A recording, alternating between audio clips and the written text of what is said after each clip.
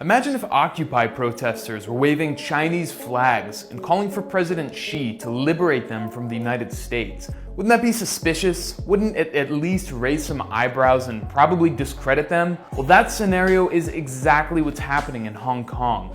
Except these masked protesters are calling on President Trump to liberate them from China. And corporate media talking heads, the very same personalities who fixated on phantoms of Russian meddling in US elections, well, they're hailing these masked protesters as pro-democracy. Pro-democracy protesters spilled into the streets. Pro-democracy protesters braving the rain in Hong Kong. Simply seeking liberty and freedom. This is very much a protest led by the people. This is a protest that is spontaneous. It's almost like this pro-democracy talking point used by every single corporate media outlet is part of a coordinated effort. Pro-democracy. Pro-democracy. Pro-democracy. Pro-democracy. But what corporate media won't tell you is that the US government is deeply involved in the unrest gripping Hong Kong.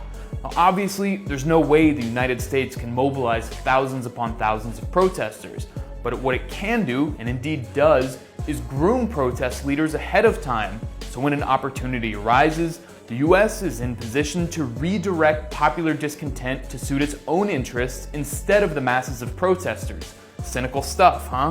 This is Joshua Wong. He's hailed in US media as the fresh face, the poster boy of Hong Kong's democracy movement. Netflix even made a documentary showcasing him as a hero. But what they don't tell you is that Wong works hand in hand with the US government. He's met with top neoconservative senators like Marco Rubio and Democratic Party elites like Nancy Pelosi. Wong testified on Capitol Hill, thanking Congress, not for the money it gave him, but for standing on the side of freedom. I hope historians will celebrate the United States Congress for having stood on the side of Hong Kongers, the side of human rights and democracy. God bless Hong Kong. Thank you. Wong was even caught on camera meeting with a political counselor from the US Embassy in Hong Kong. He received money from the National Endowment for Democracy, or NED, what was created during the Reagan administration. In the words of co-founder Alan Weinstein, a lot of what we do today was done covertly 25 years ago by the CIA. And that's just scratching the surface of Wong and his fellow schemers' ties to the US government. This is Jimmy Lai. He's worth hundreds of millions of dollars, and he's often called the Rupert Murdoch of Hong Kong. Lai is a central figure in the protest movement. He uses his tabloid media empire called Apple Daily, the biggest in Hong Kong, to promote the protest. The content is outright racist and xenophobic against mainland Chinese.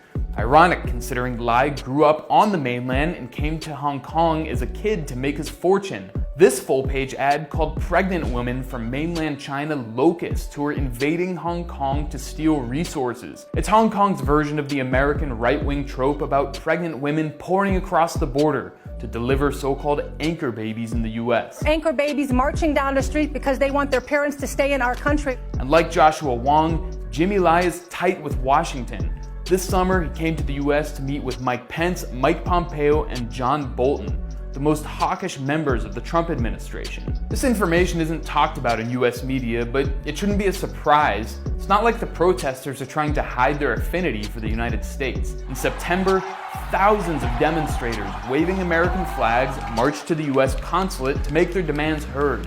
Not to the Hong Kong government, not to Beijing, but to Washington. Those demands happen to be the same ones that Marco Rubio is pushing for. Still not convinced the West is playing a major role in Hong Kong's protest? Watch this BBC report from 2014 on the Oslo Freedom Forum. In the basement of this 4-star hotel, human rights activists come to what feels a bit like a school for revolution. According to this report, plans for the 2014 Hong Kong protests, which today's are essentially a continuation of, were plotted long before they started. This may not evoke the spirit of the barricades, but the teaching here is to be successful, to topple a government for good, you have to be organized and to plan meticulously. And activists here have been involved in helping to organize the current protests in Hong Kong.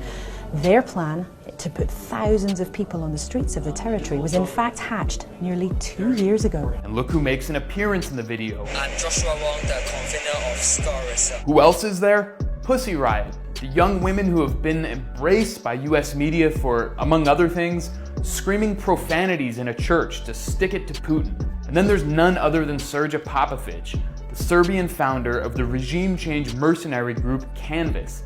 Canvas has taken money from the US government and reportedly from the CIA to train untold thousands upon thousands of young people to topple governments around the world that the United States deems adversarial. One of the better-known Canvas trainees is Venezuelan coup frontman Juan Guaido. In other years, figures like Raed Saleh, face of the White Helmets, appeared to form. White Helmets are the propaganda arm of Al-Qaeda in Syria and are funded by the US State Department. The Oslo Freedom Forum is a who's who of regime change operatives, a clown car of charlatans, hucksters, and outright frauds.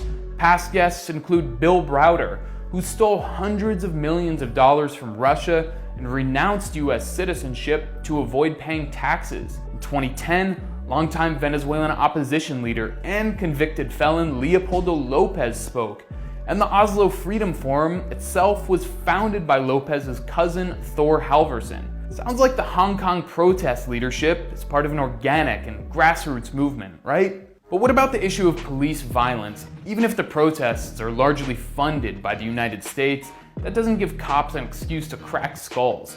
Well, judging by the huge amounts of video, the violence in Hong Kong has been initiated and mostly carried out by protesters. When they occupied the airport, they took a journalist captive and took turns beating him unconscious for hours. Then, when he was finally being carted away on a stretcher, one protester ran up and struck him with an American flag. Or how about this video of protesters clashing with outnumbered police? How would cops react here in the United States? I think it's a safe bet that American police would have zero tolerance and would have shot and killed the protesters. The one time Hong Kong police did open fire, well, that was shown endlessly in Western media. What they didn't show is that the rioters were assaulting police and citizens just before that. I'm not arguing as justification for the shooting, but it begs the question why corporate media is only showing the reaction and not the action. Seems like propaganda to me. In fact, police overreaction is actually what the protesters are hoping for. One of them spelled it out in the New York Times, calling it marginal violence theory. It calls for use of the most aggressive, non-violent action possible to push the police and to thoughtfully escalate non-violence. Maybe even resort to violence to push the government to the edge. Watch what Joshua Wong says after he's asked to condemn the violence the protesters have used. I would say that instead of blame or condemn on any behavior of protester, I prefer to find out the solution and through the trial and error process, and to let us to realize that even protester, they will have the incentive or intention to have self-defense or self-protection. But how to use force and also keep and maintain public support is better for us. As we've seen, the protesters have gone far beyond mild force. Hong Kong's police have been relatively restrained.